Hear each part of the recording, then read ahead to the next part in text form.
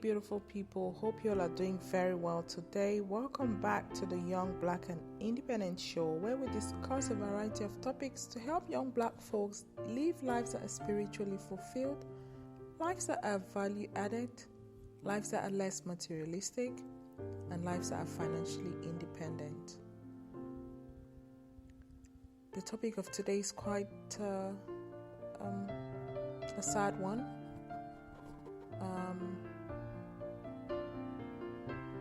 Idleness is the Devil's Workshop. That's the title. I was talking to my sister yesterday, and she told me that our uncle had been sentenced to 15 years in prison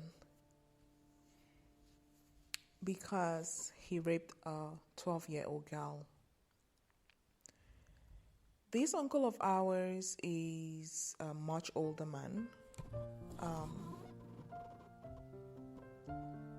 and he abducted a 12-year-old girl who was apparently at 6 a.m. You know how it is, back home in Cameroon. You just wake up and you say, okay, let me go and get my friend so that we can go to school together. And the story goes that he was waiting, and he abducted her, took her into a bush, covered her face, tied her against a wall, a tree, and opened her legs and raped her. And left her there. And went away. And the poor young woman was tied there, probably just completely shattered. I can't even imagine if that horrible, horrendous, despicable act will happen to me or to someone I know. How horrible. He took her life away, her joy,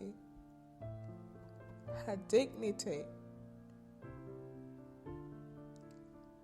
and left her there and walked away. 15 years for me is too little. He took her entire life. Why? Because he's idle.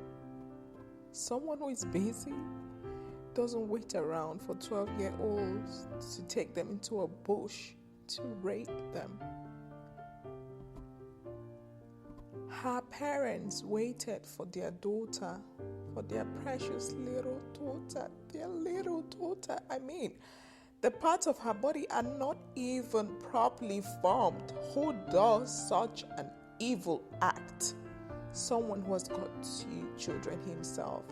How horrible. 2 girls.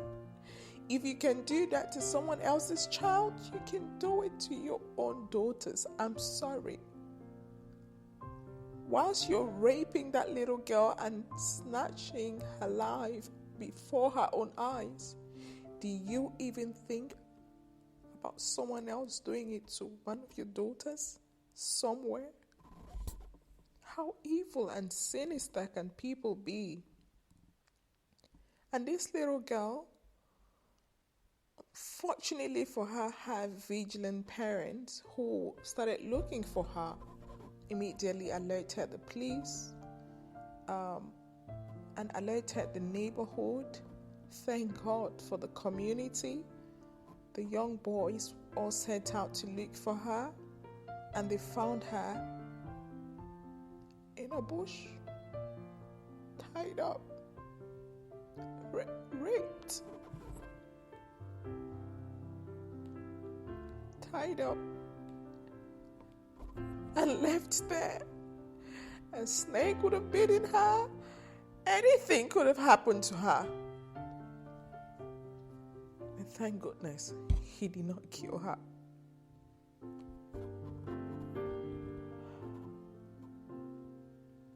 They untied her and they took her to hospital.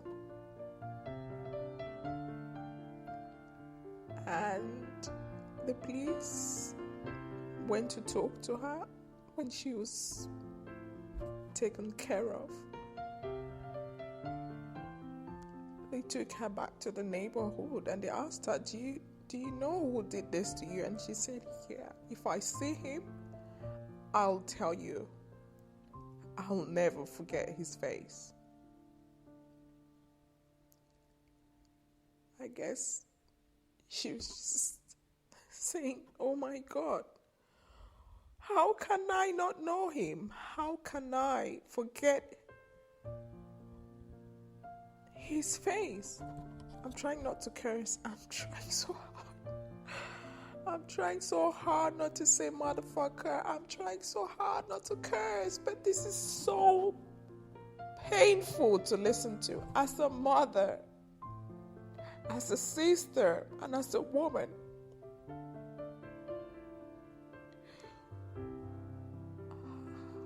I hope he rots in jail anyway. 15 years for me is too little.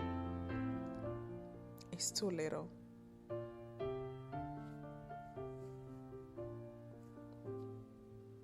And when they took her back to the neighborhood, she identified him. Because they were going, breaking into homes and, showing the men who were at home to her. And she was like, no, not this one. And he apparently approached the police officers at his own will. Thank heaven for the Holy Spirit that led him into his own trap so that he can pay the price of his folly. What the heck?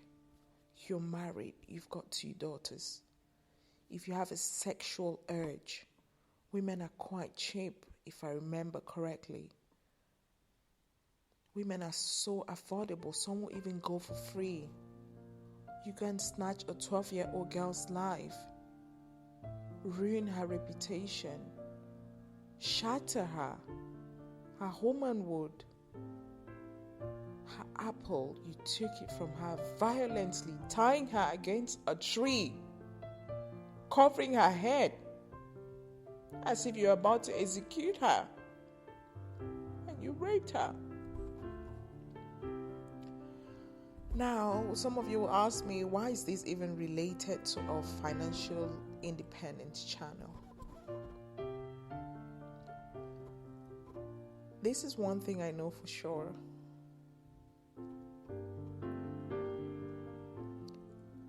Only perverts, people who are sick mentally, will go out knowingly and rape and carry that act. People who have a mental issue, who need help, will do that. This particular uncle of mine, he just roams around in the neighborhood.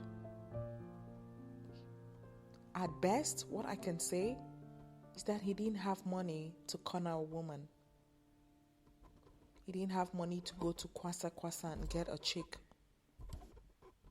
to have sex with. He didn't have money to nurture a relationship with a girlfriend, with a side chick, call it whatever you want to. It was his economic situation. You guys have watched Coming to America. The Prince of Zamunda.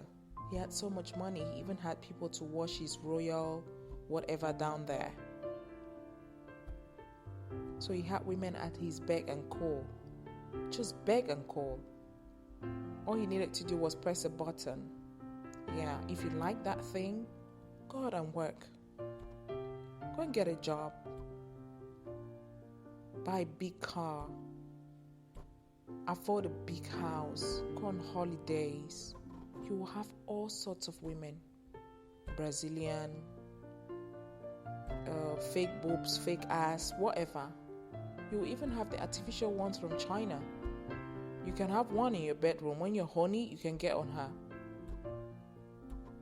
Yeah, that's what financial independence does.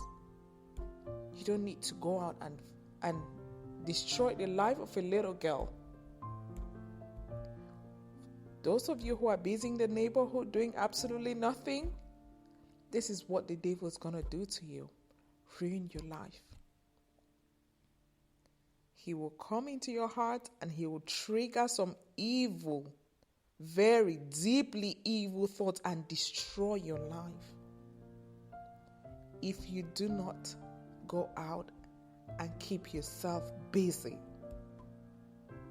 This uncle will sit on the trees, gossip all day, attend all parties,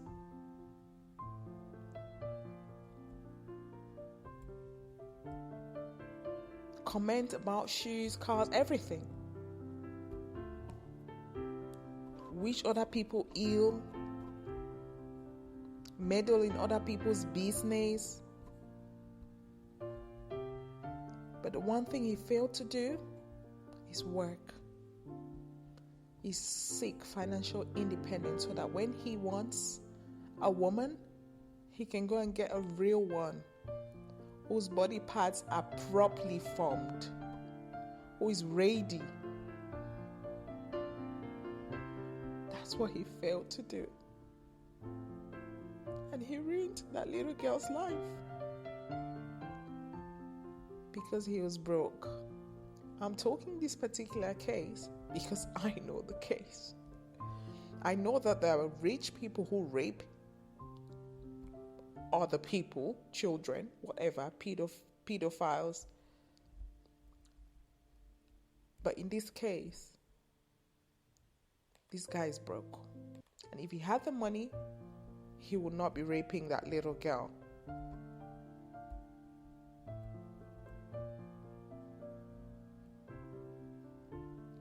Financial and economic comfort is super duper important, people. It just keeps you out of harm's way. It keeps your family out of harm's way.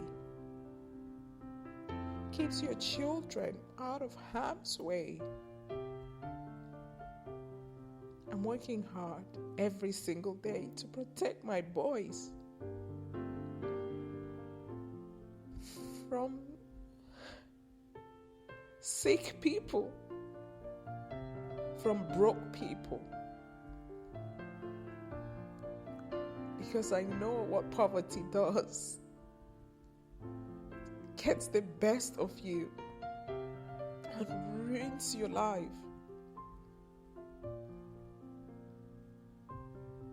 Please,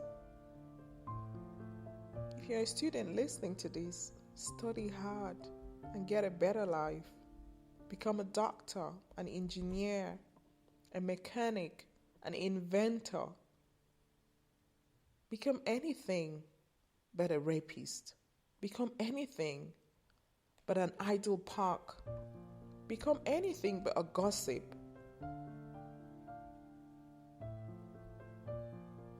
Become anything that adds value to mankind.